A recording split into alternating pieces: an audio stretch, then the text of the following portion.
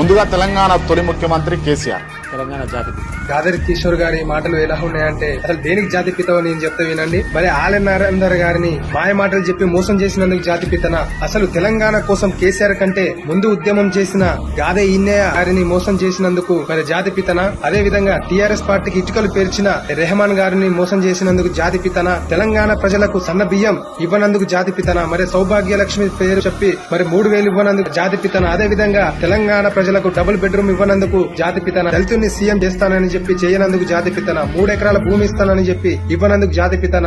నిరుద్యోగ అభివృద్ధి 3,000 ఇస్తానని చెప్పి ఇవ్వనందుకు జాతిపితన. దేనికి జాతిపిత మరే ఈ గాదరి కిషోర్ గారు చెప్పాల్సిన అవసరం ఉంది. మరి ఇలాంటి సన్నాసి మాటలు మాట్లాడి తెలంగాణ ప్రజలను మోసం చేసే విధంగా మరి బీఆర్ఎస్ నాయకులు చేస్తా ఉన్నారు. తెలంగాణ ప్రజలారా ఒక్కటి ఆలోచన చేయండి. ప్రజల పక్షం ఉన్న పార్టీ కేవలం కాంగ్రెస్ పార్టీయే. కాబట్టి స్థానిక ఎలక్షన్ లో కూడా మీరందరూ కాంగ్రెస్ పార్టీని విజయవంతంగా గెలిపించి ఇంకా ఎన్నో గ్రామాలలో ఇంకెన్నో అభివృద్ధి చేసుకోవాల్సిందిగా మీ అందరినీ కోరుతా ఉన్నాను.